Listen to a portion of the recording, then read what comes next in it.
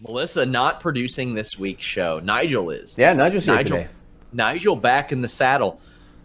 You know, I gave them some production tips when I was in Toronto. You did? I did. Sadly, Jimmy, you remember my audition video for WWE earlier this year. I did not actually get hired. Wow, that's unfortunate. I know you, and I know you were devastated. I was truly devastated, but are you surprised? I mean, you had the Zooms locked down, man. Well, you know? Fortunately, I sent Lindsay and Nigel to SRS Performance Center Production School. Apparently my punishment for not being able to produce well on Wirecast is to learn to produce how WWE does it, WWE style. I don't know what that means. Let's find out. Just because I didn't get hired off of my outstanding audition tape to be a WWE producer doesn't mean that I'm selfish. I am a team player. I'm willing to help other people learn my expertise, and I've not made it a secret that Melissa's production snafus have frustrated me. And Nigel can be pretty good. Nigel's a wily veteran of production. But he's got to learn the WWE style. He's got to go to the SRS Performance Center of Production. He's got to learn where the cameras are, as they say. You guys aren't doing it right. You're screwing up. This is too far out. I need the Zoom. Haven't you guys learned yet? Haven't you guys... Nigel, have you fucking learned? Have you learned, Melissa? Have you learned how to do it? Don't you guys want to work for WWE? Why the fuck would we want that? Well, after going through what I did in Toronto, trying my best to teach those guys how to produce, it really makes you respect what Kevin Dunn has done. It takes years of practice, and even then, I think you really have to be born with the gift of producing terrible wrestling programming. So I think we're just going to put up a red cell and call it a day. Fightful has it locked down. It's The List and your boy with Jimmy Van and Sean Ross Sapp. We are live. What's up, you guys? Sean Ross Sapp, managing editor, Fightful.com, FightfulWrestling.com, and it's the listing your boy, number 92. We're getting closer. We're getting closer. Episode 100. Jimmy, it's confirmed. It's signed. Melissa versus SRS. Listing your boy 100. I may have promised explosions. Really? Yes. So long as it doesn't have anything to do with the SRS file. Yeah, as long as it's not Then we're all right. Blue Chew segue. Yeah, no Blue Chew segue. We're not getting kicked off YouTube for this. Hopefully. I don't know. But I promised moves that are banned in WWE. Really? Some pile drivers. Eye spots. Cool. You going to do any yes kicks? Whew, that's going to be a big topic today. That's going to be where we start today, actually. And I was teasing Sean a little bit on, I think it might have been Tuesday. I said to Sean, Jesus, man, you've been on social media all day, and all you're doing is talking about the damn yes kicks. And I can't remember your explanation, something about, the guy I'm talking to is good for my... No. What was it you said? That was the guy I was arguing with last night. And I was like, yeah, I'll take a guy who's been covering wrestling for 20 years, who we do not appeal to their demographic whatsoever, and he's quote tweeting all of our stuff saying, yeah, I know you work a lot harder than us, and you are who we get our news from, but it's like, hey, I'll take that all day. Is that actually what he said?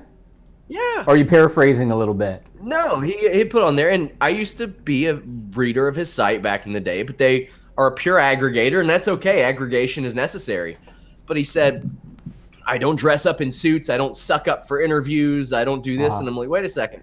What's wrong with dressing nice? What's wrong with getting interviews? What's wrong with talking to people about the topics that we're writing about? I mean, well, whatever. You just went off on a tangent in the wrong direction. So let's reel it back and talk about the yes kicks. So everyone knows what happened by now. I have a fun little animated GIF. Melissa's going to put it up for a second while we talk. She can loop it a couple times so everybody can see it. Now, you can put that up right now if you want. Oh, yeah. I have, Sean, let me tell you, I have listened Actually, let's watch this first. And I missed it, so we're going to watch it again. Anybody that might have missed that, put it up one more time. Mm-hmm. You can see that on the second last kick, her rhythm was off, and that's kind of what led to, she had a little overzealous on the second last. Oh, does it not automatically loop? No. Evidently not. Oh, Melissa screwed up.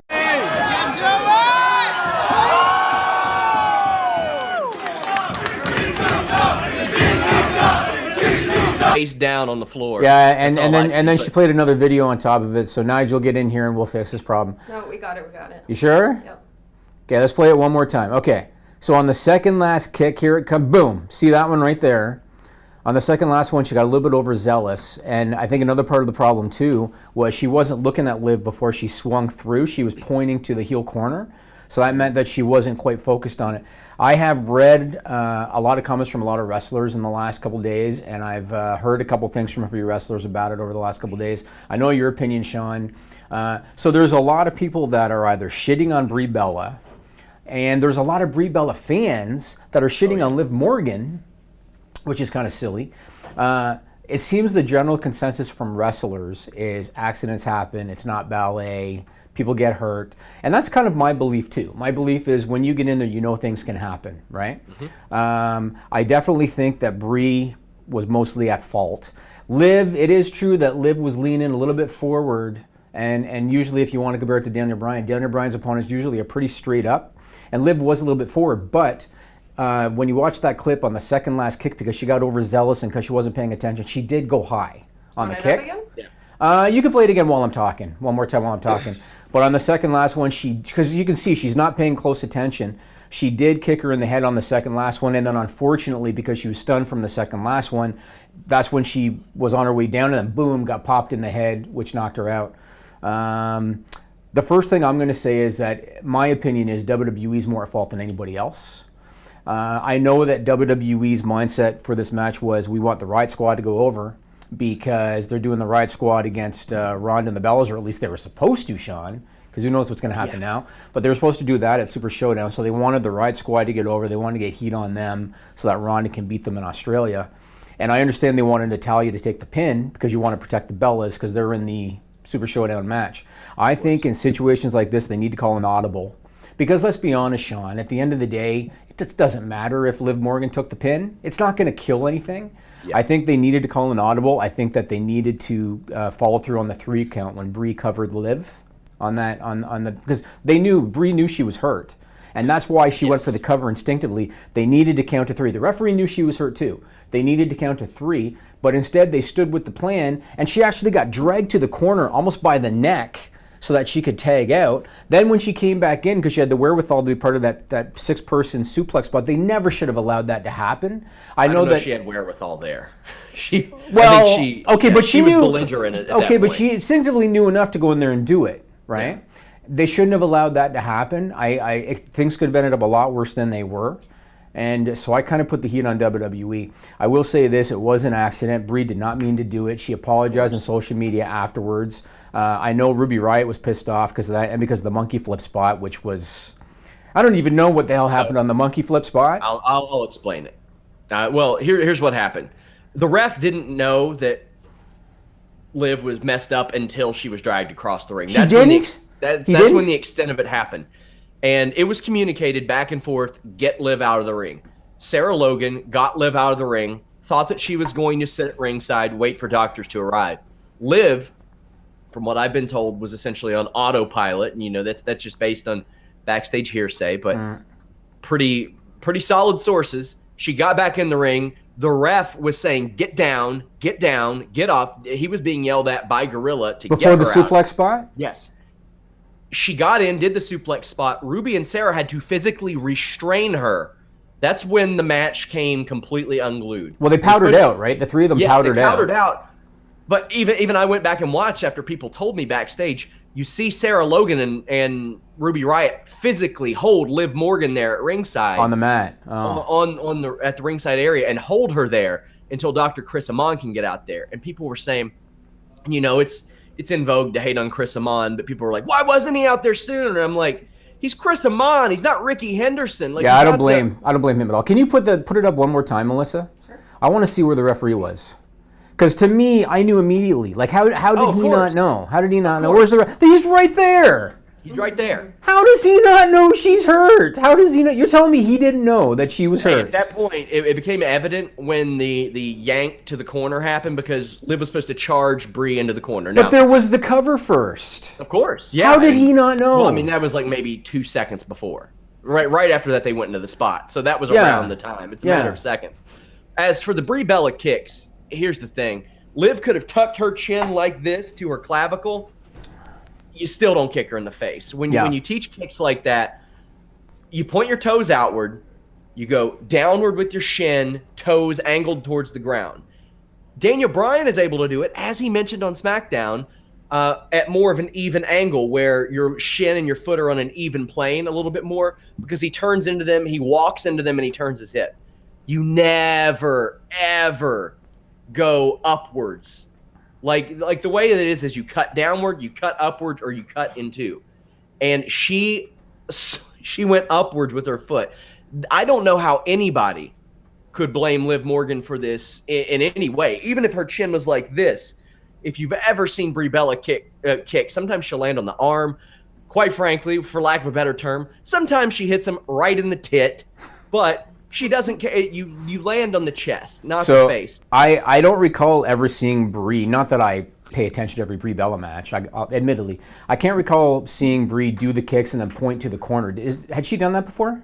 I'm sure she has. I mean, it's a major crowd involvement spot, but it would be more in a tag match. And a lot of times when she does those, the match is broken down and these people are selling outside. So when Bryan does it, Bryan just focuses on the guy and throws the kicks. And the crowd knows to go yes with every kick, but he focuses on what he's doing.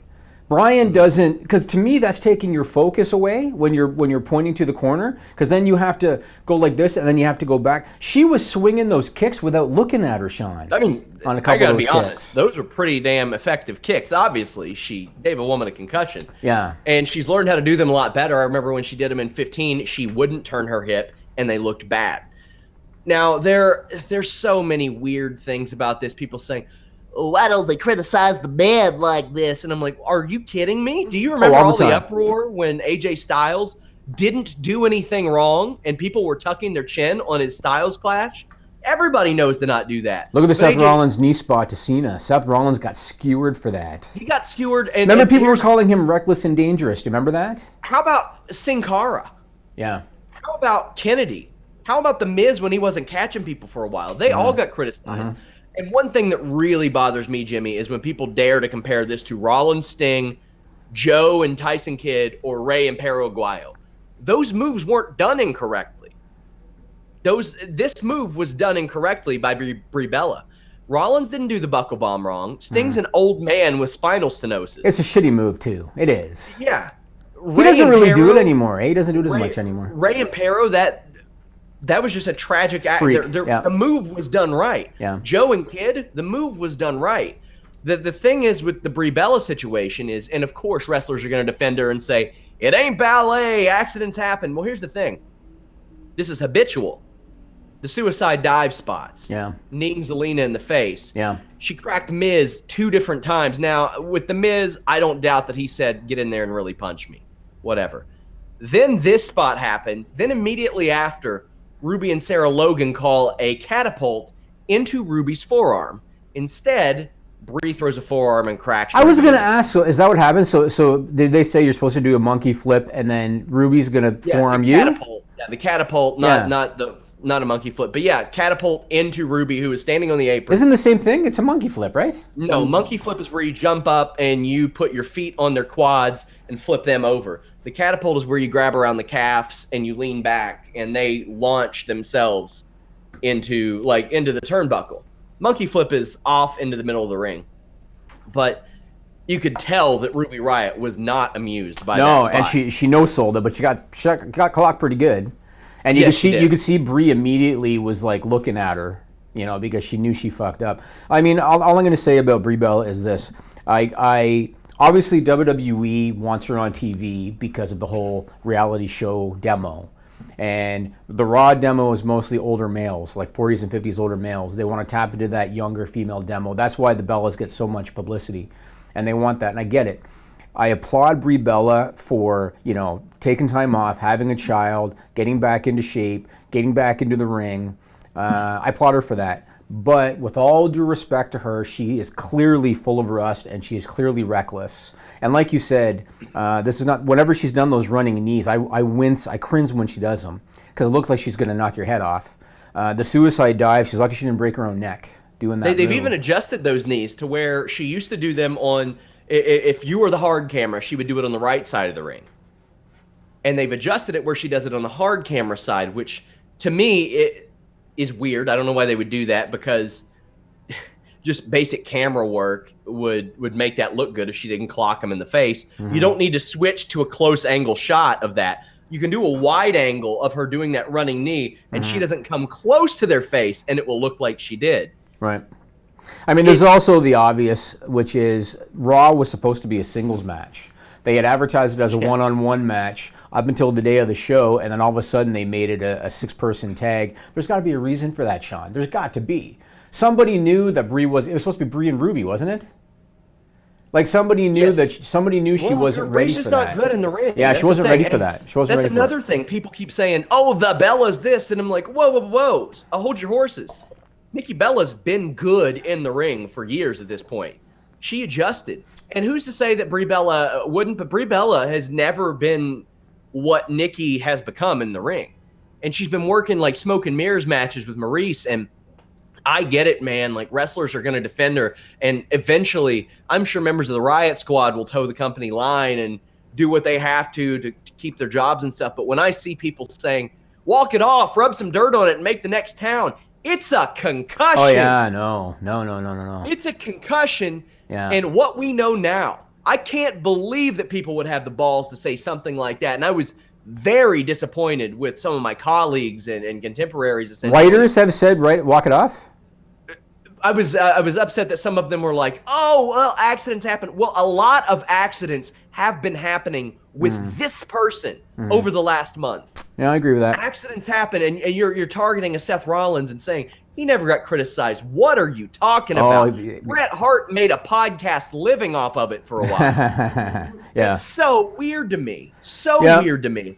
Well, I mean, when you look forward, so obviously we've talked about how on Raw now they're promoting several shows at once, and what they're promoting right now is Super Showdown and Mixed Match Challenge. Those are like the two big ones. So now when you look at Super Showdown, it's supposed to be a six-women tag, Ronda and the Bellas against the Riot Squad. I see no chance that Liv Morgan is back in 2 weeks flying to Australia with a concussion. That means she's off that show. I think they're either going to now make it a singles with Ronda and Ruby, or maybe they'll just make it a tag match. With maybe if they make it a tag match, you have to go with Ronda and Nikki. I mean, they're the ones that are going to be supposedly wrestling at Evolution anyway, right? So you don't need Brie in that. You don't need Brie. Make it Ronda and Nikki, and Brie can be there and she can cheerlead in the corner, but do that with Ruby Riott and Sarah Logan, and it's unfortunate. So we haven't heard prognosis yet, right? She got a concussion. No, I know, but is it a month, 6 months? They won't know for at least a while. And before we wrap this up, if you are one of the idiots that say, well, you're raised wrestling so sissified these days, people used to do that all the time, you're a fucking moron. Can I ask you a question? No. Why is it that most of the time... I said no! No. I said no! Well, I said no, you can't ask me a question. Since I own Fightful, I'm going to ask. Why is it that whenever you like do the, I'm an idiot little thing you do, they always have a southern accent? Why is that? And to put a bow on this, we're talking to, well, you all will hear excerpts from my Christopher Daniels interview, Ring of Honor Death Before Dishonor, this Friday. Check it out. Live post show, me and Carlos. And I'm not speaking for his feelings about this situation. This was a completely out of context comment, but I thought he made a great point. I asked him about career longevity, and he says, I don't do anything 3 minutes into the match that I can't do 30 minutes into the match. I can do everything that I can do right every single time because I know my limitations. So are you talking about Carlos or are you talking about Chris Daniels? Christopher, did I say Carlos? No. Oh. You mentioned Chris, but then you mentioned Carlos. Carlos is doing some boxing training. Maybe I saw that. Mantra. I heard him saying that. Yeah. Well, unfortunate for Liv Morgan because she did get clocked pretty good, and like we've talked about. And again, Brie didn't mean to do it, and I guess I applaud her for apologizing afterwards and everything. But she's been reckless, and they can't afford to have more injuries to herself or to somebody she's in the ring with. So yeah, and a lot of people were saying, well, Brie Bella's apology wasn't really an apology. I don't think WWE wants her to go on social media and say, Liv Morgan, I'm so sorry that I kicked you in a match that we were having. I don't think they want that. I think what WWE would have wanted from Brie Bella was exactly what she says. And that's the thing. That seems to be the typical trope, is everybody saying, accidents happen. Well, no shit. Who would say that was on purpose? Let me throw out this devil's advocate thing for a minute, Sean. Can you imagine if in the build for Evolution, they decided to do a singles match on Raw with Brie and Ronda Rousey, and she clocked Ronda Rousey like that and gave her a concussion? Can you imagine? Can you imagine the repercussions if that happened to Ronda Rousey? She wouldn't be on TV anymore. Oh, it would be really bad. It'd be bad. Wouldn't be on TV anymore. Yeah, they got to let her be a cheerleader for her husband on SmackDown. Yeah, and if she wants to wrestle, she has access to Performance Center. She has access to free training. She has access to one of the all-time great wrestlers in the history of the world. Nikki Bella? Exactly. Goddamn right. Nikki Haru Bellasawa. I don't know. Brie may take over the strong style gimmick from here on. Yeah, she might. Anyway, so now talking again about Super Showdown and everything going on. So it's very clear now, Sean, that they're promoting female tag teams, man. It's very clear they're doing it. Now, all of a sudden, they're promoting Naomi and Asuka together with the Iconics. They're going to wrestle at Super Showdown. Then on top of that, you got Mickie James and Alicia Fox. You got Sasha Banks and Bayley. You got Mandy Rose and Sonya Deville. Ember Moon lately is with Nia Jax. They got all these female tag teams, and you're telling me there's not going to be a women's tag team title, as Stephanie McMahon said in an interview when she was asked about it. They're damn well going to be doing it. I think it was, who's the belt guy on Twitter? Belt Van Dan. So he said that they already have artwork going through for that. I think they're going to announce it at Evolution that they're going to be launching a tag team division, and they've got enough girls. They can do it. But like you said, they've got to be a traveling act and do Raw and do SmackDown, and maybe NXT too, the same belts. Yeah, and the belts, as Dan mentioned, are done. I was told months ago that the concept art was created for them. But, however, that was the same for the 205 Live tag team titles, too, around WrestleMania season, and that didn't end up happening. So I think this one will. A lot of these women just need something to fight for, man. I agree. And I don't need 2 or 3 sets of these titles. I really don't. I agree. There's not enough tag teams, although, then again, when you look at what they're doing with the men's tag team division, it doesn't really say a lot. But exactly. Yeah. And are there a lot of titles? Yeah, there are a ton of them, man. There are a ton of them. But you've got such a bloated roster. I'm just looking at things, and SmackDown's at a position where they have to give people 2 months off of TV every so often. Which is okay. We've talked about that. Yeah, that's okay. But then what happens in March or April when the NXT call-ups happen? Right. We look at, they brought in Kurt Hawkins and Shelton Benjamin and Jinder Mahal. And if you would have told me 2 years ago when they signed people to make sure they had full rosters that Jinder Mahal would get the biggest push out of all of them, I would have been like, wow, no way. They did that to fill up their roster. Now they've got a roster that's too full. Yeah. And they had to create 205 Live to help with that as well. So they went from essentially 2 brands, WWE and NXT, to where they have NXT, Raw, SmackDown, 205 Live, and now you're running solo women's shows. So, and UK. UK too. They've got so many different brands, and I kind of understand. They do want to create their own WWE universe of wrestling. Yeah, obviously they're doing it because they don't want them signed by anyone else, to a degree. World of Sport. That's why NXT UK exists. It's because of World of Sport. But they do have a lot of guys. I am all for doing the cycled time off like we've talked about. Sure. Because again, they come back hotter than when they left. The problem is guys aren't on TV because they don't have anything for them to do. And then when all of a sudden they decide, like Asuka, when they decide, oh, let's do this with her, then they bring her back for a week, and then she's gone for 3 weeks, and then they bring her back for a week. It doesn't have the same effect as if they just give them a solid couple months off and then bring her back hot. It's different. I agree. And like you said, time off isn't a bad thing. No. Absence makes the heart grow fonder. I think it's beneficial to everybody. It's a win-win to me. Yeah. I'll tell you somebody who hasn't had any time off in his 2 decades as a wrestler. Christopher Daniels, who teams with Frankie Kazarian. this Friday, Ring of Honor, Death Before Dishonor. We do have live coverage. Come over there, chat with us in the live coverage and discussion. But we also have a live post show, myself and Carlos Toro talking the show. Friday, Ring of Honor. Saturday, Bellator, myself, Joe, James Lynch. And then Sunday, Fighting Spirit Unleashed. Take a listen to our interview. Where you've worked with like people all over the world, all kinds of people. Is there anybody who you look at and you're like, man, I'd love to work with them and I haven't been able to get the opportunity to? Well, I think the number one guy has been someone that I've been singing praises for a very long time, and that's Chris Jericho. I think that he and I have one thing in common in the sense that we've got a longevity of our career, and when people talk about reinventing yourself, invariably they talk about Chris Jericho and they talk about me. And so I take that as a high compliment to even be compared to Chris in that respect. And honestly, I mean, whatever I've done, Chris has obviously done it at a much higher level and much higher success rate. And he's definitely one of the greatest to have ever stepped into the ring. And the fact that he and I just haven't had that opportunity to square off, it's a little disappointing, but hopefully, with the landscape of wrestling changing day by day, who knows? I mean, we're actually going to be on a boat in a month, and who knows what could happen on a boat. What's the longest you've taken off from in-ring wrestling since you started? Probably I had a shoulder injury that took me out of the Best of Super Juniors in 2004, and I had to stop wrestling for 6 weeks. But I mean, during that time, I was still doing appearances. I was still at that point doing TNA and a couple of different independents with my arm in a sling. But yeah, that's pretty much it. I mean, this has been it for full time since '99. So yeah, I don't really take a whole lot of time off. That's another parallel between you two. You all don't really get injured very much, I won't say don't get injured, but don't take a lot of time off in that regard. I mean, he does to do other things, but you never hear like Chris Jericho tore his ACL. He'll be out 11, 12 months. You don't hear that about you either. What do you attribute that to?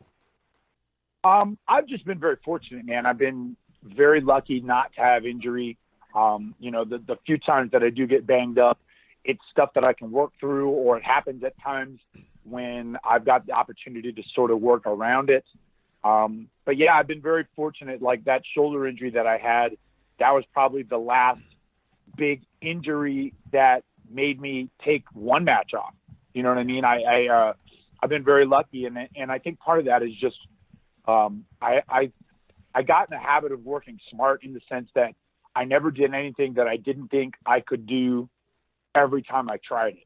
And that's something that I tell guys all the time, young guys coming up. I'm all for, trying for innovation and taking risks in a ring, but mine have always been calculated. And the things that I do, I can do whether it's 3 minutes into the match or 30 minutes into the match, whether I'm exhausted or not. I never tried anything physical that I didn't think that I could do 100% every time.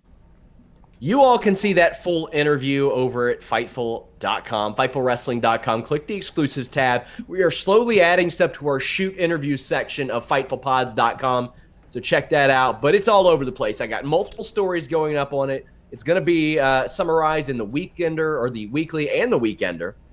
So yeah, good stuff out of Christopher Daniels. Do our listeners know that you pulled a Liv Morgan to a degree, and a door was Brie Bella's yes kick? Do people know this? And how do you get hit in the head by a door? I just told suffering you a I concussion. didn't remember. How does that even occur? Did you pull on the door handle like you're really excited to leave the room? No, it was the top of a door frame. I don't know. I don't know how it happened. Interesting. Were you trying to do I got nothing. I don't know. I do not remember. I do not know. But I dealt with it mainly Friday, Saturday, and honestly, by the end of Saturday, I was feeling a lot better. But okay, well, let's move on from door frames to Milwaukee. So the crowd in Denver this week for SmackDown, that crowd was amazing. That crowd was great. Great. And I love the fact that you could be in Denver, Colorado, and as soon as there's an insinuation that Lana might have had an affair in Milwaukee, you got the crowd in Denver chanting Milwaukee. I thought that was great. The Rock did say he was going to teach her the Wisconsin wheelbarrow. There you go. Well, here's what we're going to do, Sean. So anybody that doesn't necessarily watch our other podcasts that we do here with Fightful Wrestling, dummies, and that's a good way to get them to watch. So Mr. Sean Ross Sapp had a theory as to what this Lana Milwaukee thing could be. I've got the clip. Melissa, play it, and let's listen to this theory. Listen, Milwaukee is the home of polka, so there's not a lot of polka. We like the polka, like from Home Alone. Yes, exactly. Yes. Yeah. What were their names? They were the Kenosha Kickers. Kenosha. There you go. The Kenosha Kickers. Yeah, that's a town south of us. But they were headed to Milwaukee. That's why they were able to give Kevin McAllister's mom a ride home. That's true. Oh my God! It was John Candy. It's possible. Maybe more. Lana was missing someone like Candy. John Candy, I just wrote your article for you. That's kind of creepy. He's been dead for 25 years. It's possible that, listen, there are a lot of haunted hotels in Milwaukee. It's possible that Aiden English has video evidence of Lana having sex with the ghost of John Candy. I'm just saying it's possible. We don't know yet. Vince McMahon wants to protect Mandy more than Sonya Deville. Yes. Mandy Moore. Mandy Moore's hit single was I'm Missing You Like Candy. John Candy, a member of the Kenosha Kickers, was on his way to Milwaukee in Home Alone 1. Yes. Rest in peace. This is all a sign. The dots have been connected. You're welcome. Why do people even go to other websites? I can say with confidence that no other website in the world, there's a lot of them, is going to suggest that Lana had a sexual relationship with the ghost of John Candy in Milwaukee. No other website's going to suggest that. They don't do the extra work, Jimmy. That might be what it is. Places like Wrestle Talk taking my damn stories yesterday. Right. No link, no attribution. Meanwhile, did they report that Lana had sex with John Candy's ghost? Yeah, pretty soon you're going to see an article titled Ghost of John Candy Beat Dem Cheeks in Milwaukee. Also, it's gone further than that, Jimmy. Really? Oh, it's not possible. It's possible. How do you go any further than that? It's possible. You know how I also tied in Macaulay Culkin? He's got the pro wrestling connection. He's hanging out with Braun Strowman. Braun Strowman's namesake is Ryan Braun of the Milwaukee Brewers. Macaulay Culkin in that movie with John Candy. What other movie were they in together, Jimmy? Uncle Buck. The Milwaukee Bucks! The Milwaukee Bucks! I did it again!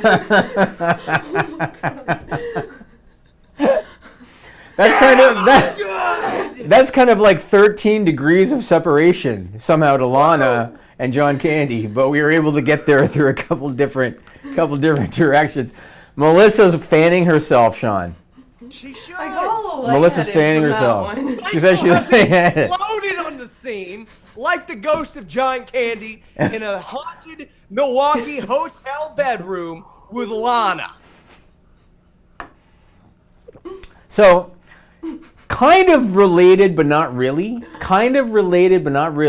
Since we're doing a little story now with Aiden and Rusev, even though I'd rather they're together, but they're not. So even though they're doing a story with them, SmackDown has become the show of real-life husband and wife teams, right? Sure. They've got Brie and Bryan. They've got Miz and Maurice. They've got Naomi and Jimmy. They've got Rusev and Lana. I'm thinking, Sean, based on news that's come out this week, that we might be close to Aiden English, Shaul Guerrero joining the husband and wife tag team scene on SmackDown. What do you think? I would love that. That could happen. I mean, I did a Fightful Books It in May of 2017 about it. I think it could happen. So if anybody didn't hear, so Shaul Guerrero, the daughter of Eddie and Vicky, she left WWE in 2014. She was Raquel Diaz in developmental. I heard she left for personal reasons. She just returned. So first she returned this past February. She did commentary on a reality of wrestling show called Ladies Night Out. You can see it at titlematchnetwork.com. I actually went back to watch part of that because I wanted to see how her commentary was. Her commentary was actually pretty good, Sean. Oh, yeah. We do a lot of work with Title Match Wrestling as well. They get us a lot of really good interviews to promote those shows, and she's one I would love to talk to soon. You want to talk about a ready-made storyline. Now, I don't know how much you can get Vicky involved in this. Vicky would love to do it. She'd love to do it, man. But, I mean, you want to get Aiden English, and I mean, sure, it's a Guerrero rub, but that's okay. They do that. But they can have so many, and if they want to go a step further, if they want to just like somehow make it fun and kind of go further with it, Rey Mysterio's kid, who somehow grew to be like 6'2" somehow, is training with Lance Storm now, and Rey is getting ready to come back. They can just take it in a whole little Rey, Eddie, Spawn direction. There's a lot that they can tie into this. There's a lot. I mean, there's a lot. With Aiden English, he can go on a losing streak after Rusev, but what can turn that around? And I think it's a good way where you get other people wins, like maybe Dillinger beats him and all this stuff. But you got Vicky Guerrero and Shaul Guerrero showing up, and they scare the life out of them, and they're like, you represent us now. You're a Guerrero. It'd be great. And if you don't turn this around, the rest of the family is going to come kick the living shit out of you. You think Aiden English can do a frog splash? Of course. He can sure as hell do those 3 suplexes. Why not? Why not, right? And it's the type of thing. It's just ready-made. Vicky's great. Shaul is, like you said, good on the mic. And everybody loves English Vicky. Good. Yeah. So you throw them in there, and you unleash this type of storyline, and you have a ready-made deal. And eventually he'll get some Eddie chants, and there's far worse things in this world than getting chants where people connect you to one of the greatest all-time wrestlers ever. So. And some people might say, oh, Aiden English is getting cheap heat. And my answer would be Aiden English is getting a paycheck. Also, cheap heat is better than no heat. That's why when people always say, I agree. Oh, they only chant for the 10s or the We the People. It's a lot better than them not making noise. I actually, and maybe I'm in the minority, but I kind of dig the whole real-life husband-wife team dynamic happening. Yeah. I kind of dig it. Like, I think Miz and Maurice is very entertaining together. And Bryan and Brie is interesting. And I don't, Naomi, Jimmy, do without them. But it's just about everybody else I find entertaining. And so what Shaul just announced is that she's going to do ring announcing for the Women of Wrestling taping next month. That could be kind of her way of shaking off any rush she might have, Sean. You never know. And then the door would be wide open. I mean, the WWE loves the Guerreros. And Vicky is universally adored in that company. So I hope so. And you have the natural chemistry between most husband and wives. So, I mean, you don't have the awkward. You don't have Rob Van Dam and Stephanie McMahon. Right. Oh, you'll do anything for me, huh? Right. Okay. None of that shit. So. Now let's go from universally adored to maybe not quite so much. Crown Jewel coming up November 2nd in Saudi Arabia. A gentleman by the name of Turki Al-Sheikh. He is the chairman of the General Sports Authority. That is the group that is essentially paying WWE to do these shows in Saudi Arabia. He posted this on Twitter on September 24th. Go ahead, Melissa, put that up. Now, I don't read Arabic, Sean. Melissa offered to translate it, and I said don't bother because the picture is enough. So this would suggest that they want Hulk Hogan to be at Crown Jewel on November 2nd in Saudi Arabia, and given that in the past they wanted The Undertaker and they wanted The Ultimate Warrior and they wanted Yokozuna. Haystacks Calhoun, right. Wanted Gorilla Monsoon, they wanted all of these guys. So it would appear likely that if the guy's posting his photo on social media, it would appear likely that they're going to get Hulk Hogan. And my only question to you, I guess, is what kind of a look do you think this is? That after being gone for a couple of years because of racist comments that he made, his first show back in the ring is going to be in Saudi Arabia where women are not allowed on the show. What do you think of that? I think it is an incredibly bad look, but they'll probably do it anyway. I can't confirm. I've tried to find out, but it looks likely to me. Yeah, and I mean, they put him in the new intro this week. Did you see that? The new Yes, Then Now the Forever one. Yes, he's back in the fold. Yeah. So that's the deal with that. But hey, WWE is getting obscene amounts of money to do the lowest viewership they've ever done. So they're gonna try to do things a little. I'm hopeful that they'll treat these shows that they got the screw you money from and do special things. And whether I like it or not is neither here nor there. Let me ask you this a question. special thing. Let me ask you this. So, do you remember WrestleMania 6? When and I'll never forget Jesse Ventura's commentary, because Jesse Ventura was awesome. So WrestleMania 6, I love Hacksaw Jim Duggan, but here comes Hacksaw Jim Duggan at the Sky Dome in Toronto waving the U.S. flag, because that's what Hacksaw Jim Duggan did, and Jesse Ventura almost lost his shit, legitimately laughing at this guy waving as a babyface the U.S. flag in Canada, right? My question for you is, do you think that somebody would be so dense is to have Hulk Hogan at Crown Jewel in Saudi Arabia do a run-in with Real American playing in the background? Yeah. Somebody would do that. Yeah, I mean, I remember one time when I think it was Edge versus La Resistance, and the crowd chanted USA. Then Kane ran in, and the USA chants got louder. He was born in Spain, by the way, just so you all know. Who was?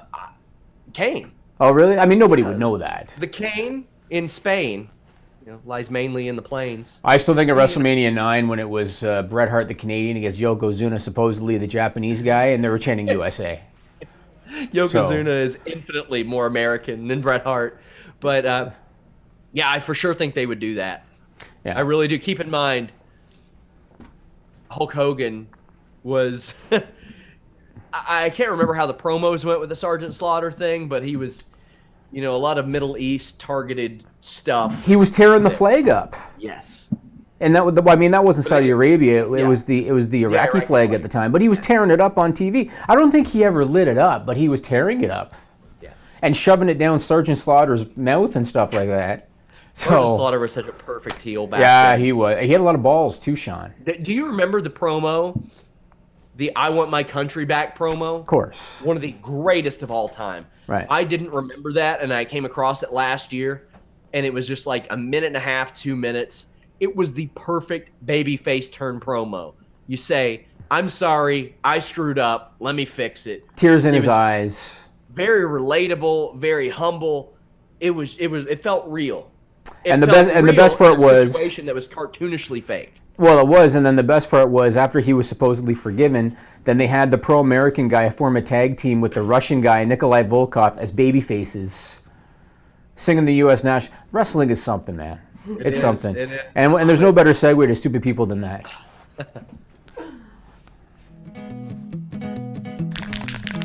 This is a stupid song, it just goes on and on. You might find some meaning, but you would be wrong. Thanks to TrevorStrong.org for the usage of the stupid song. And once again, after this, go to FightfulSelect.com where I got 3 more good ones. And this is another week, Sean, where we had some really good ones. Really good. And I'm going to start with an update. And you're going to love this update, Sean. Okay. So I think it was last week on Fightful Select when we did Stupid People Extended, I showed the video of a guy who was wanted by police because he was at one of these arcade-style machines with the claw that gets stuff, and he actually had a little girl, a toddler, climb into the machine in order to get the stuff and then pull it out and give it to him, and then he had a 6-year-old little boy that would then take the thing and take off with it. So there was like a little manhunt for this guy. Here's the good news, Sean, and it's good and it's also a little bit sad. So they caught the guy. Yeah. His name is Anthony Helsinki from Lawrence, Massachusetts, 34 years old. You want to know the little sad thing about this, Sean? What? He's a middle school teacher. Aww. Man. That's always... Yep. That's the disheartening thing about some of this. I was on Instagram the other day, and I looked at a post from Coach John Calipari of UK, Kentucky basketball. He had a picture with John Kerry, who ran for office, and below it was some of the most hateful shit I'd ever seen because of a political party. And I clicked on one of them. It was a middle school basketball coach, an AAU basketball coach, and I'm like, these people are tasked with molding young minds. That's right. And that's sad. Yep. And those were his kids. In this case, those were his kids. He's been charged with 3 counts of theft, 2 counts of criminal trespassing, and endangering the welfare of a child. He's going to be arraigned on October 29, and his school has pulled him pending the outcome of an investigation. And you know what kills me about this stuff? Whenever you hear pending the outcome of an investigation, they had a video. Yeah. How do you get more open and shut than that? He'll try to plead down and all that stuff. It's whatever. The thing is, that makes me wonder. I worked at a Boys and Girls Club of America, and I can't count how many times that kids would get in trouble. They'd have their Nintendo DSs or whatever it was taken. I wonder how many times, if he's stealing shit out of stuff like that, I wonder if there's any shady stuff going on there. In the classroom, you mean? Kids with their phones and with their Nintendo Switches and stuff. Yeah, that's possible. And that's pure speculation, but it wouldn't surprise me, to say the least. Completely unfounded allegations by Sean Ross Sapp, but they might be true. They might be true. Also, I'm pretty sure he's banging the ghost of John Cena. In Milwaukee. In Milwaukee. So this first one was reported by France24.com on September 23rd, and this is good. So back in the 1980s, France came up with a brilliant idea, Sean. All right? What they wanted to do was they wanted to create a sanctuary for wildlife in the Mediterranean off the French coast. Okay? They wanted to create a nice sanctuary for turtles and fish and whatnot, right? Yes. So what they decided to do in an effort to create a nice little wildlife sanctuary was dump 25,000 car tires into the sea. Melissa, put up that photo. They really did this. They dumped 25,000 car tires into the sea. That was in the 1980s. By 2005, researchers had shockingly determined that the tires were leaking toxic chemicals into the environment. Plus, it was determined, and this is also shocking, Sean, shocking. It was determined that the wildlife wanted nothing to do with these large man-made objects made of rubber and resin that doesn't belong in their environment. They wanted nothing to do with it. And so now they've been undertaking, ever since 2015, they've been undertaking this initiative to lift these tires out and rid the Mediterranean of their wildlife sanctuary. So back in 2005, they were able to get out 2,500 tires. They plan to remove 10,000 more in the next few weeks, and then they're going to have the rest out by Q2 of next year. Oh my God! What's the logic? That's why it made stupid people news. You can't make like the sole or the bottoms of shoes or tracks. Like they make a lot of like track and field stuff out of those. There's got to be something better than that. Who thought that was gonna be? I don't know the. I realized that back in the 1980s, people were a little bit more ignorant, and not as educated. But who thought even then 25,000 car tires in the bottom of the Mediterranean was the way to go? Who thought that? I'm excited for their follow-up comment. Also, we put the rings from several six-packs down there, and shockingly, turtles got stuck in them. Exactly. Dolphins. Yep. This next one, I got to warn you, Sean, this is some fucked up shit, this next one. All right? Wow. I don't usually get a curse word out of you unless I make you mad. Well, wait till you see this one. So this was reported by the Miami Herald on September 20th. Melissa kind of messed it up because she put up a photo before we went on the air, so you have an idea already, I think. So it was reported by the Miami Herald on September 20th. So apparently there is a market on gay websites for videos where the niche is straight men conned into gay sexual acts. Okay, apparently there's a market for that, and that's like a popular thing, right? So there's a 33-year-old man from South Florida. His name is Brian Dunamostier, and he decided that he wanted to profit off of that niche. And so what he did was he produced videos with an estimated 150 men, and at least 80 of them were unsuspecting straight men, because that's the niche. And he put the videos up on porn sites behind paywalls. How did he lure these straight men, Sean? How did he lure at least 80 straight men to do these things? Money or drugs, right? He posted ads on Craigslist posing as a woman. Put up the first photo, Melissa. So this is him.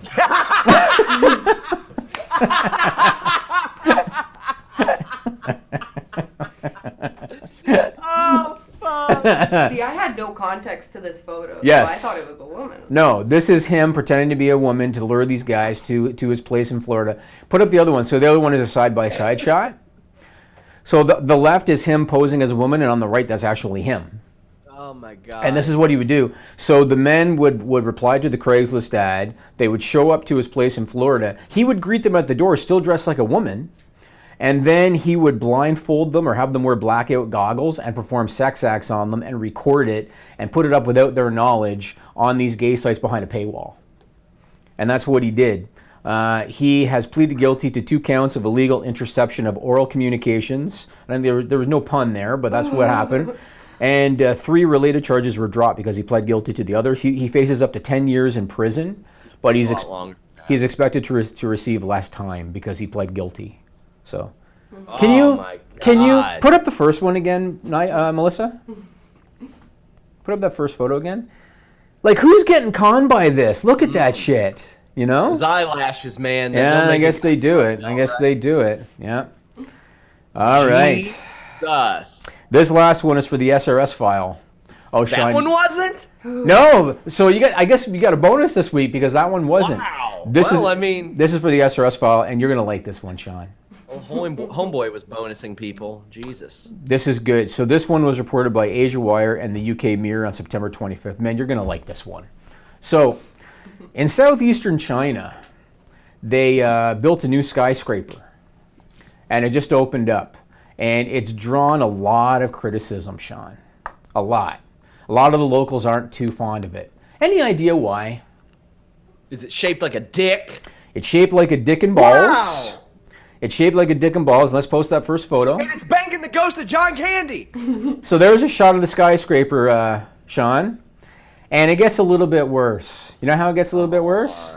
As you can see by that photo, they light it up at night. So that's part of it. Fantastic. Well, I hope it shoots a light out of the end. During special events, here's what happens. Go ahead and put up that video, Melissa. Do it. Yeah. During special events. Yeah. Oh, God. Wow. And there's hearts and everything. Yeah. There's hearts. Why isn't wrestling bigger in China? I want to go now. You want to go to see that? Of course I do. That's why you want to go. WWE, run a show in China. Let's do this. I would like to know what architect thought that was a good idea. One with a great sense of humor. Right? One that obviously had great skills in erecting things, Jimmy. I guess so. So that's what happened. Let's move on and talk about, we've kind of talked about this before, and I want to talk about it again because to me it was pretty obvious watching Raw this week. Now, Brian Alvarez, who does stuff for Figure 4 Weekly, I'm not a big fan of Brian Alvarez. You know, you and I have talked about it. I respect what he's done, but I just want him to be like a little smug little man. I'm not a big fan of Brian Alvarez, but Why's he gotta be a little man? Good God. I'm just being honest. I'm just being honest. Anyway, I'm not. This week he critiqued something about WWE television, and I completely agree with him on his critique. I like Brian. I'm sure he's a nice guy in person. No, I think you're attacking his character, Jimmy. Oh, here we go. I've never met the man. He says things on a podcast that you don't like. You are saying that he is a terrible person. That's exactly what I said verbatim, as you heard. Yes. So he said something I agreed with this week, and you and I have kind of talked about it before. So for years now, Sean, Stephanie McMahon and Triple H have positioned themselves as heels, right? They're the bad guy authority figures, but then they appear in these PR segments as baby faces. And this has driven me crazy for a while. And it's, you know, if they're doing philanthropy stuff like Connor's Cure, then they're baby faces. When they do an announcement like the Women's Royal Rumble or the Evolution pay-per-view, then they're baby faces. And then they're getting misty in the ring and they're applauding the talent on the stage and stuff like that.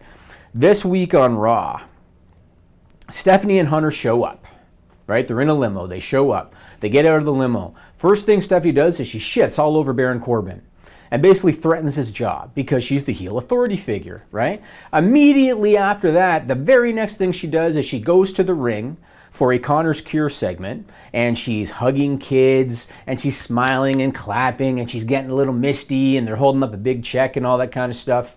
Then when it's all over, they go back to the back, and Hunter turns back into the bad guy again, saying, oh, The Undertaker, well, I sold my soul a long time ago, and blah, blah, blah.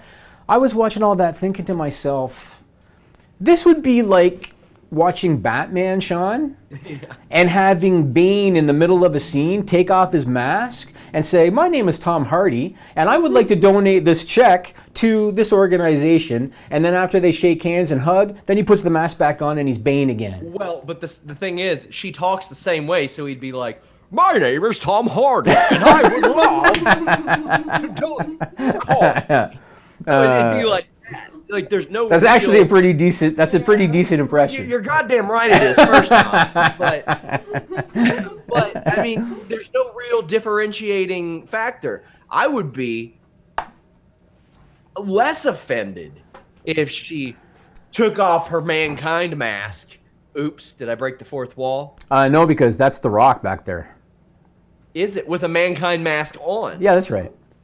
Wow, talk about a rock and sock connection. Anyway, Exactly. Good one. Exactly. Anyway, I would be less offended, but I mean, it's how can you differentiate the two? And I get it, shades of gray are okay, but I disagree with that. Do you need to have her out there to do this? No, you don't. You don't need them, at least right now. Yeah. Big Show did it a couple weeks ago. That was fine. Which is fine because he's a babyface right now. Yeah. So it's fine, right? Finn Balor together. Why not them? Yeah. Like, I look at it like this. People watch wrestling for the same reason that they watch any TV show or any movie. They do it to suspend disbelief, right? Mm-hmm. And you and I have long talked about, I enjoy pro wrestling when I can suspend that disbelief, when I can believe that what I'm seeing might actually be real. That's when you kind of get into it. When you have Stephanie McMahon shitting all over Baron Corbin because she's the bad guy, and then 5 minutes later she's in the ring hugging kids and holding a check and everything like that, it's stupid. And I know what WWE is going to say. They're going to say, well, there are no good guys and bad guys anymore, right? Because that's the cop-out answer, and that's bullshit. That's bullshit. And I don't understand how they think it's a good idea to shit on someone 1 minute and then look for the applause from the fans the next. I don't understand how that makes any sense or how that's logical at all. Like you just said, if she wants to do it, then don't be on TV otherwise. Especially when they treat their audience like they can't put two and two together without explicitly stating something. Right. So why do you treat that? That was the thing I had asked this week. What unresolved storylines do you all want answered? And a lot of people said, who raised the briefcase at King of the Ring 99? And I had a bunch of people saying, obviously, Big Boss Man. He came out and hugged them the next night. And I was like, if WWE didn't explicitly state it, I'm not believing that, because they never treat their audience as if they can put these things together. So I don't expect them to believe that their audience can differentiate these two. I will say, though, that from a storyline perspective, WWE ran a lot of really good one-night storylines on Monday and Tuesday. I really liked SmackDown this week. That was good. I mean, Miz and R-Truth, boom, a story out of nowhere. They're fighting for the rights to the Miz TV show. That was cool. Right. I like that. Because of Mixed Match Challenge. That's why that all happened. The tease of Dean Ambrose turning on the Shield all night. I like that. That's going to continue. That's not a one-nighter. Well, I mean, I still liked the one-night weaving in and out and how he tried to turn it around on Dean Ambrose. I really liked that. I thought WWE did some good storytelling this week. Well, going back to this point, you know what the sad irony is in all this, Sean, is that, you know, they're doing their philanthropy segments because that's the future of marketing after all, right? So they're doing the philanthropy segments. The sad irony is there are going to be some people that look at Stephanie McMahon as a heel and question how genuine she is or what her motives are when she's doing those segments because she's the heel. Well, right? I wonder because of that tweet. That one tweet. Right. And I said it on the Raw show. I think it's great for the kids that benefit from this. Oh, 100%. 100%. Absolutely. I mean, they were very emotional in there and everything, and they enjoyed it. But again, I just think it's dumb when you just shit on an employee because you're being the bad guy, and now you're hugging everybody, and you're asking your whole roster to come out on the stage for that and clap for that. That was the thing. I had people that were messaging me from backstage saying we're queued up for something. And I'm like, all right. But I would leave her off TV and only bring her out for that, and that's it. Nothing else. And the thing is, when she made that tweet, I can't think of the philanthropy is the future of marketing. I can't think of fewer things that are worse for marketing than her putting that quote out there. Right. Yep. My God. All right, so let's talk about Cody Rhodes and the Young Bucks for a second. Sure. And I'm going to tie this into an article that you wrote on Fightful this week. So Jim Ross was on Busted Open Radio with Bubba Ray, and he was asked about Cody and the Bucks, and if he thinks that they're going to be at the Ring of Honor show at Madison Square Garden in the spring. And this is a quote from JR. No, I don't think. I don't have anything concrete to base that on. My gut instinct is no. There's too many big dollars that are possible to obtain. Now, kind of along those lines, although it's already been happening now, you wrote an article for Fightful questioning if the Bullet Club is on the verge of non-existence. You didn't really tie it into them leaving necessarily, but it would be a part of it. My question to you is, and I know it's early, and you and I did the same thing about Daniel Bryan, is he going to re-sign or not? You have any inkling? You think Cody and the Bucks might take the money from WWE, or do you think that they're digging their freedom and all that, and they might keep doing what they're doing? I think they're going to keep doing what they're doing. They have built up a lot of goodwill. One of the most intriguing aspects about Ring of Honor Death Before Dishonor on Friday to me is that you have Cody, the Bucks, and Marty Scurll all teaming up. And really, it's the first time that they have been out in the public since All In. And I don't think that match was put together by accident. I think that it was to garner that ovation from that crowd who are seeing these guys for the first time in a month. They built up a lot of goodwill, and I know Cody said, "Oh, we're not doing this to get rich." Man, they had some sponsors. There's no way they didn't make some good money off that show. Oh, yeah, they pulled in at least 6 figures each, for sure. And you mean to tell me that WWE's schedule mixed with is going to overcome that? Not to mention even what minor YouTube revenue that they'll get, but they control their own merch, Ring of Honor, New Japan. They can take indie dates.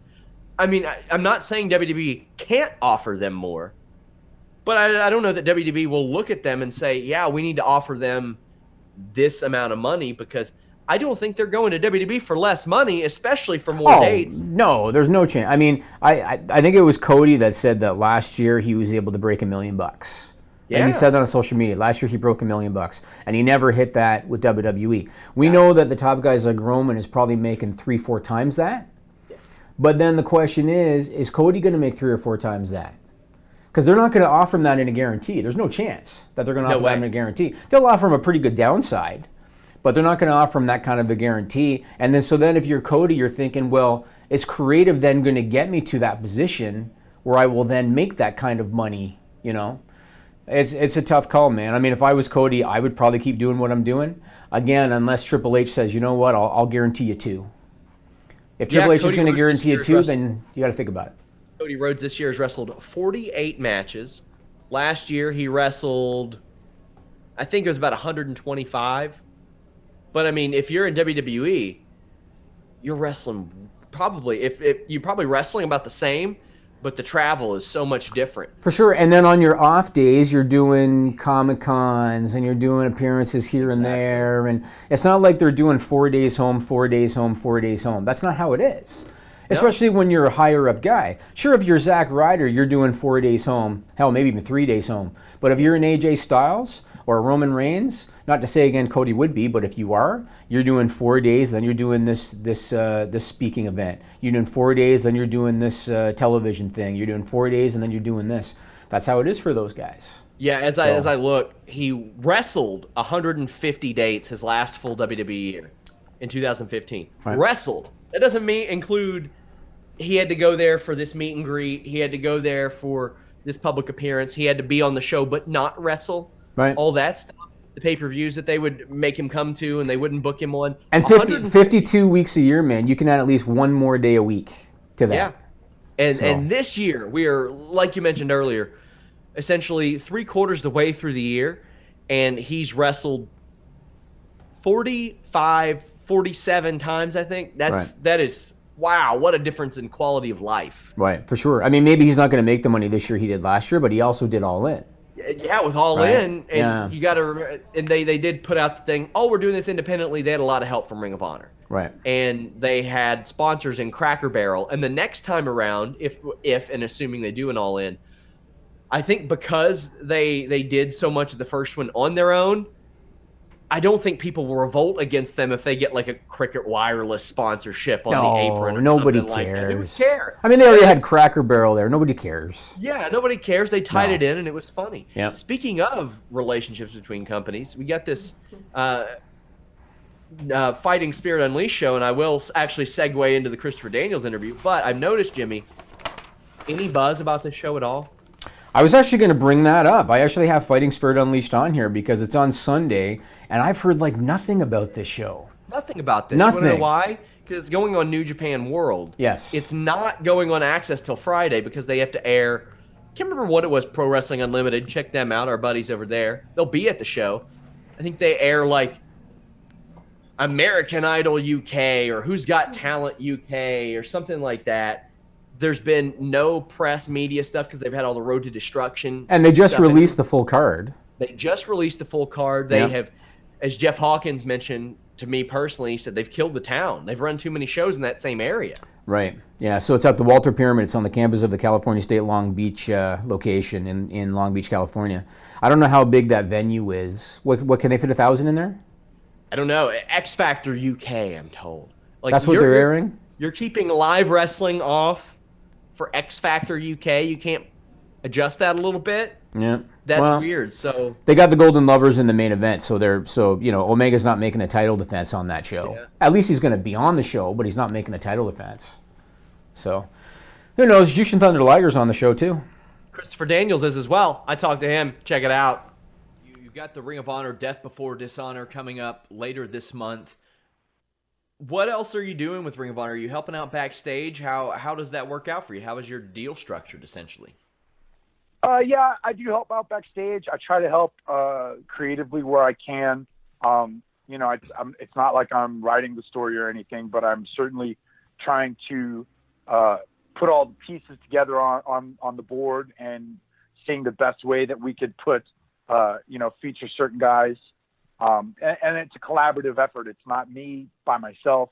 There's a lot of guys in the back that are, kicking ideas around and, trying to get the best out of our roster that we can. So, I'm just a cog in the machine, really. At that, in that sense, there's a lot of guys that are, putting their fingerprints on it and trying to help out. And that's one of the things that I really enjoy about Ring of Honor is the fact that we're all, putting our best foot forward as a team and trying to make the product the best we can. You talk about contributing creatively and, a big creative outlet, comic books, superheroes, that world. You've seen Cody appear on Arrow, and obviously you have a connection with Stephen Amell, but if you could make a cameo role or an appearance in any like Marvel, DC film or TV show, what would that be? I'm open for anything, man. I'm a Marvel guy at heart, but if I had the opportunity to work with Steven on Arrow or any of the DC television shows, that would certainly be a challenge that I would like to undertake. But yeah, man, I'm open for anything, man. I'm looking forward to the new Agents of S.H.I.E.L.D. Season coming up soon, and the rest of the Netflix shows that have been going on. I haven't even had a chance to get with Iron Fist yet for this season. I'm finishing up Luke Cage now. But every as a comic book fan, it's cool to see these characters in a different medium and the actors' portrayals of some of my favorite characters. It's pretty cool, man. So I mean, any chance that I could get to do something like that would be great. And it doesn't matter which character I have. Okay.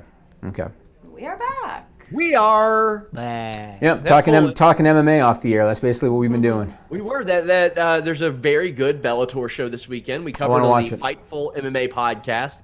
You all can check that show out. It's in the archives, but we do a show every Tuesday, 2 p.m. Eastern.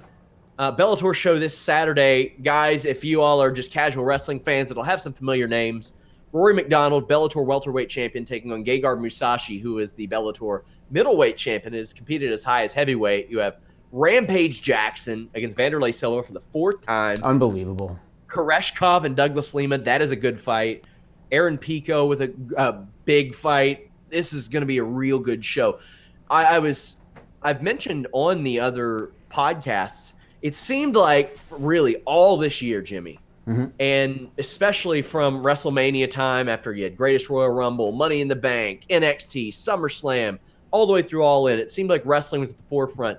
It seems like combat sports are kind of taking a little bit of that from them because you've had Anthony Joshua fight, and you had that great Triple G Canelo fight. You got McGregor back, Nate Diaz back. John Jones is back. Bellator is putting on good shows now. Yeah. So I got to say, I'm really happy because you and I had spoke pretty candidly. I had said, I'm glad most of my eggs are in the pro wrestling basket because longtime MMA journalists and photographers and videographers that are like, let me get some of that pro wrestling. But one of the reasons that you took this job is because you like the option to cover MMA. Oh, of course. Yeah, I love covering MMA. I love boxing, too. I love doing that. Carlos Toro is a freaking scientist when it comes to boxing. So, Is Rory Musashi for a title or is it catchweight? I'll look. I think it's for the middleweight title. Okay, I'm curious. No, I don't want to go too big into MMA, but I do enjoy it, and so I'm curious. And Rampage, Jesus, man. Vanderlei Silva needs to just kind of know when to say when. They're getting those six-figure paydays, though. Yes, yeah, it is for the middleweight title. I know, but I can't tell you how happy I am that combat sports as a whole are back on an upswing because, I mean, I've made no bones about it. The attention has been on pro wrestling most of this year, and now there is reason for buzz in MMA and boxing, and I love that. Tyson Fury's back even. I'm stoked for Conor McGregor. Oh, of course. I'm stoked for that. I think McGregor wins first-round knockout. Me and Sean have talked about it off the air. First-round knockout. But I'm stoked for that. That's going to be a good fight. If Habib gets a hold of him, it's going to be a long night for Conor McGregor. But I think he's going to knock him out. Let's talk about Joey Janela. Yeah. So this guy's been making waves over the last couple of years. He's quite the little daredevil. And something happened last Saturday night, September 22nd. He was working a match for Game Changer Wrestling in Asbury Park, New Jersey, when a spot went terribly wrong. We had the video here courtesy of Jabroni Jobberson at Bad Bad Brain on Twitter. Put up that video, Melissa.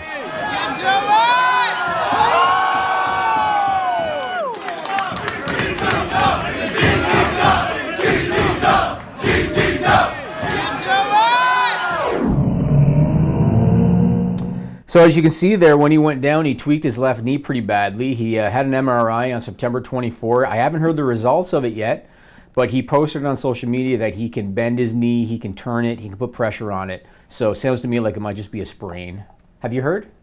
I've heard through the grapevine it's meniscus related. I can't confirm that. I've not talked to Joey. I did reach out to him, tell him I hoped he got better. And the thing is, that's not on his top 50 list of craziest things he's ever done. Just like the all-in spot wasn't on his top 3, top 5. That's a pretty normal spot for him. I mean, jump from the top rope outside the ring. It's just his knee got caught up, man. You know, I don't know if a guy like Joey Janela will ever be on the WWE radar. I'd hate to look at him, say, 20 years down the road and see him starting to feel those bumps and he hasn't made a ton of money. That would suck, you know? But yeah, well, that's what brought him to the dance, I guess. Yeah, he's still pretty young, and he's making a name for himself. His show is the reason Marco Stunt is getting booked everywhere. He made that appearance on Lost in New York. Right. And we're starting to see more themed shows. Did you see the newest theme show? Is it the Joey Ryan thing? Joey Ryan's penis party. I heard about it. Melissa, are you going to watch with bated breath? I don't want to do any more. You won't be able to watch after lifting your boy 100. I got to tell you, Sean, my opinion of Joey Ryan has changed since I saw the Van Vliet interview. Oh, yeah? He's such a dick pics? That too, but just the fact that he's so introverted in real life. Yeah. So quiet. It's amazing to me that you have a guy that is so flamboyant and so out there in the ring, and then in real life he's so shy and introverted. It's like, how did that happen? I see a lot of that with people in the wrestling business. Very interesting. Very interesting. So I want to ask you about James Storm, man. Do you think he has any regrets right about now? What do you think? Yeah, a lot. So I'm going to bring this up because he just did an interview recently. So back in 2015, he worked for a couple shows for NXT, as we know. He claims that Triple H offered him a contract. He said he chose to go to Impact because of the schedule. He said it wasn't really money related. He said that him and his wife wanted to have another kid, so he wanted to be home and didn't want that schedule. By 2018, as we know, he was cut by Impact because of their cost cutting. And now it sounds to me like he's basically been waiting by the phone to get the phone call from WWE. When I heard about the Busted Open show, because he just appeared on Busted Open Radio explaining, I took the Impact thing for the schedule. That's basically what he said.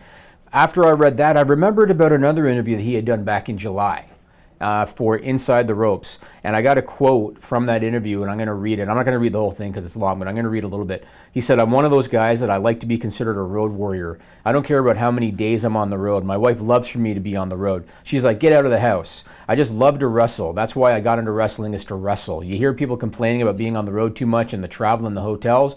Pussies, fuck that. That's what I'm about." This is the same guy that in 2015 claims he passed up on WWE because of the schedule, and now he calls himself a road warrior. When I read and heard about that, I thought, did you ever fuck up? That's basically what I thought when I read that quote. I had an NXT wrestler, when that article dropped, that messaged me solely to scoff at James Storm. He really screwed up, Yeah. man. And let's be honest. Let's be honest. With all due respect to James Storm, let's be honest. He did it for the money.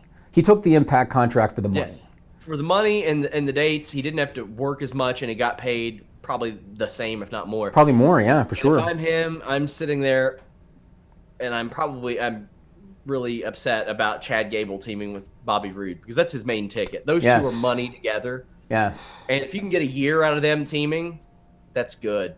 Speaking of Chad Gable, I understand WWE likes the 50-50 booking and everything. Why on earth, Sean, why on earth would you have Chad Gable not only lose to Connor of the Ascension on Raw, but get mostly dominated in a singles match? How does that make any sense whatsoever that they would do that? How does it make any sense? Well, I think they're giving Connor a shot. I don't think they are. I don't think they are. I think that after this is, again, speculation. Please don't say that I reported this. But yeah. It looks to me like they're at least giving Connor a real good look. He's won his first singles match in WWE ever. Last time he did was when he was Conor O'Brien in NXT. Yeah. Remember he had the Damien Demento gear back then. He sure did. Yeah. He sure as hell No, did. I don't think they're giving him a look at all. I think that they think, oh, this is a good story. Chad's a tag team wrestler. You give him a chance by himself, and he can't win. He needs Bobby Roode. This is the story they think they're telling.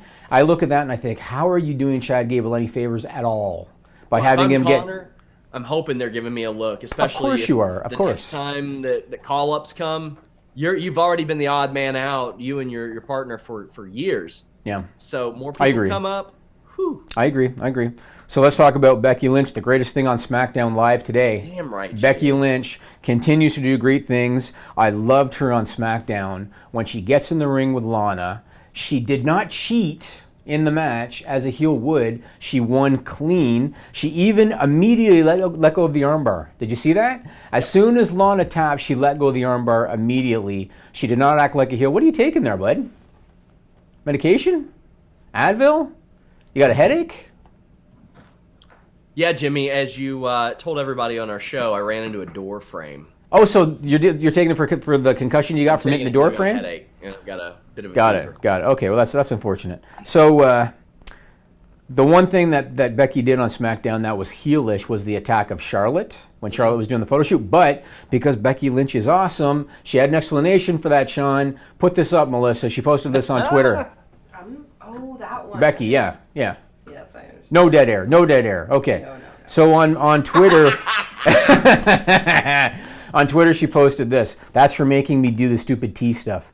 I don't know if a lot of people are aware of this. I know Sean is.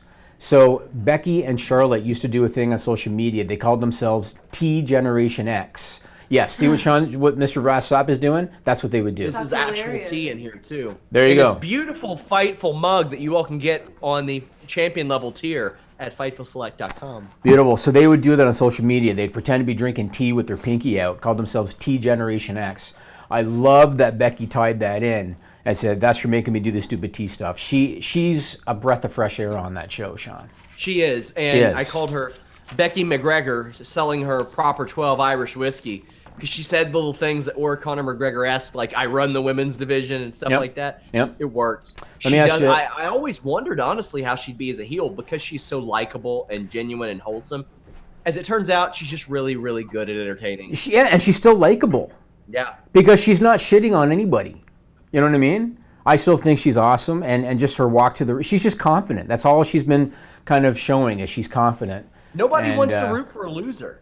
Exactly. And one of the things that I love the most, Lana looked really good on SmackDown. She looked all right too, yeah. On the mic, in the ring, she hung in there, and she had the benefit of being in there with the SmackDown Women's Champion. But I love that she got in some offense, she got in some reps essentially. But when Becky was selling, it was to bait Lana. She was selling and then baiting Lana outside so she could throw her into the guardrail. So it made a lot of sense. Whoever's been in charge of handling some of these agent decisions and some of these story decisions on SmackDown, hats off to them, because I thought this was one of the best WWE shows of the year this week, SmackDown. Did you see the spot when Lana went to the second rope and Becky swept the leg? Yeah. That scared me. The way Lana hit the mat, I was thinking, Jesus, that looked like a scary spot, but she was fine. Got a lot of respect for Lana. She's been working really hard. She has. So Daniel Bryan, do you think he could beat Mike Jackson? See, it's hard for me to say. I know that Daniel Bryan's trained with some of the same people that I've trained with. He's been to like Billy Robinson seminars and all that. But CM Punk was at one of the greatest MMA camps in the world for 2.5 years. Mm-hmm. However, as Matt Riddle said, how many times do you think he got a punch off there? Also, you got to wonder. I don't know how much Daniel Bryan weighs at this point. No, I don't. In his book, he used to talk about it. Wasn't he like 185-ish, something like that? So, I don't know, man. In case anybody missed this, so Daniel Bryan was on Booker T's podcast. He told the story about how Brie was doing an Instagram live chat promoting Total Bellas, and somebody said, "Is Bryan there? Because I have a question." And Bryan was there, and the question they asked is, "Do you think you could beat Mike Jackson, which is the guy that beat CM Punk?" Bryan said, "If I have a full camp, yes." Actually, what he exactly said was, if it went to the ground and I had a full camp, yes. He thinks he could beat him. I don't know that he could look any worse than CM Punk. He couldn't. He couldn't look any worse. That was the thing that I talked to Filthy Tom Lawler of MLW, former UFC fighter, this week.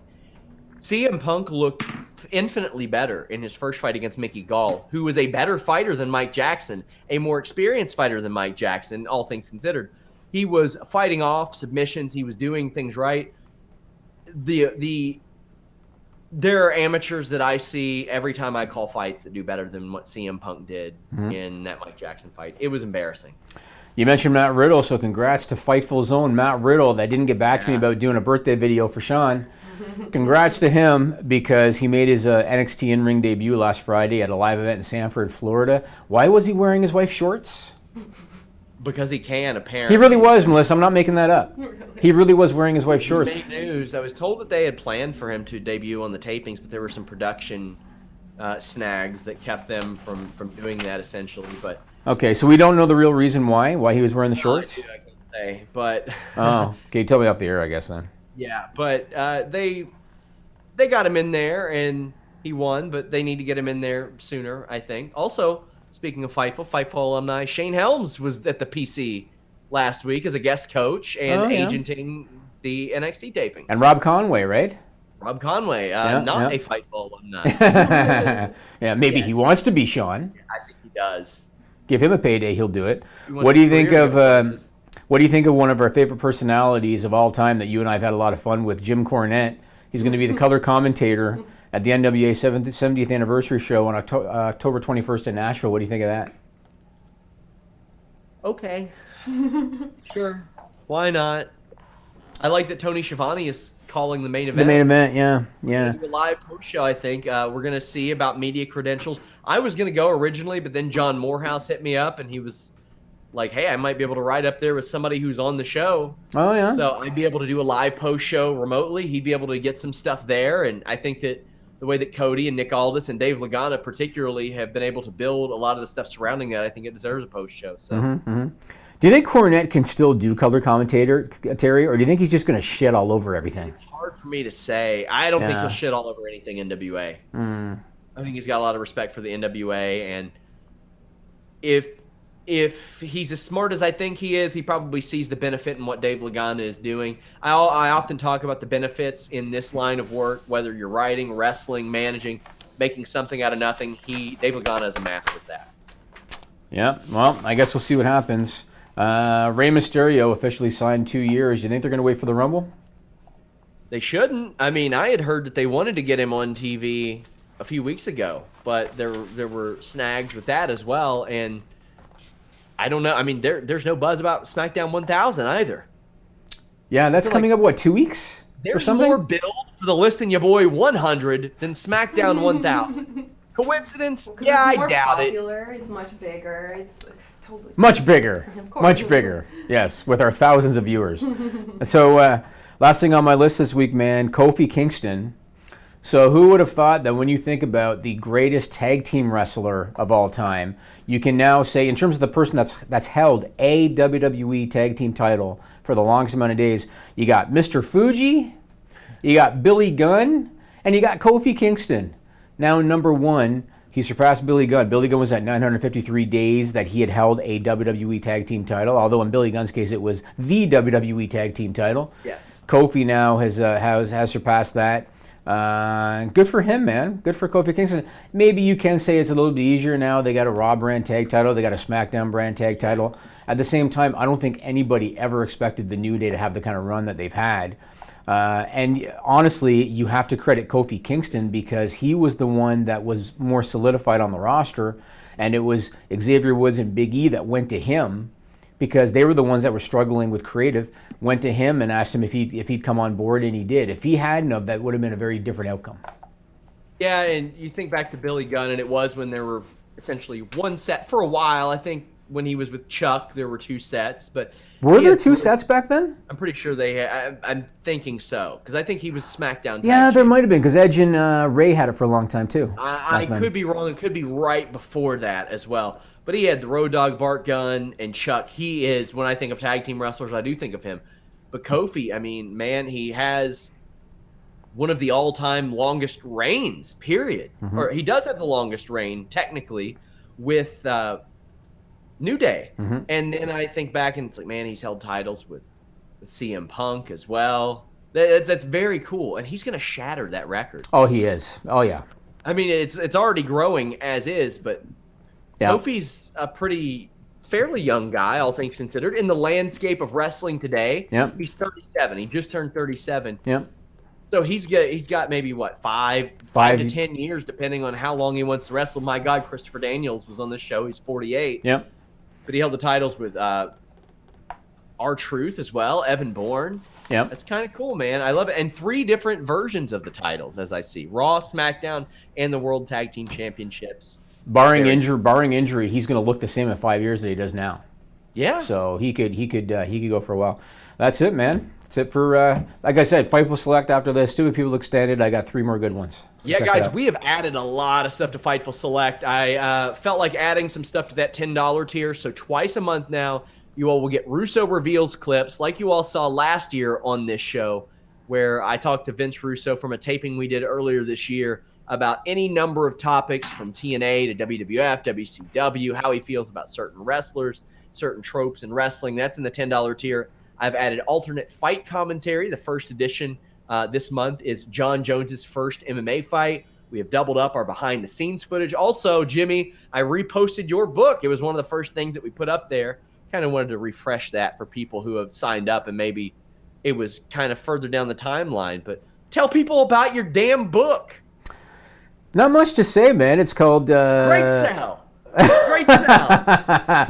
Well, we're over time. So it was called Wrestling's Underbelly, from bingo halls to shopping malls. I wrote it in 2005. I had been promoting my own shows, and promoting independent wrestling is a whole other animal from, say, the major promotions. So I had a lot of stories to tell. And I did it just kind of for fun, and I think we sold like 2,000 copies at the time.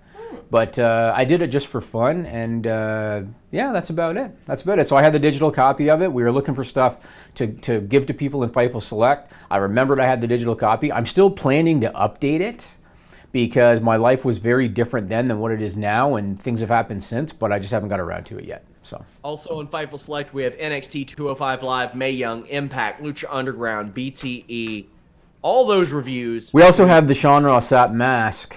Do I have a copy of it around here somewhere? Oh, yeah. This. One of our subscribers hit me up this week and said somebody broke into my garage.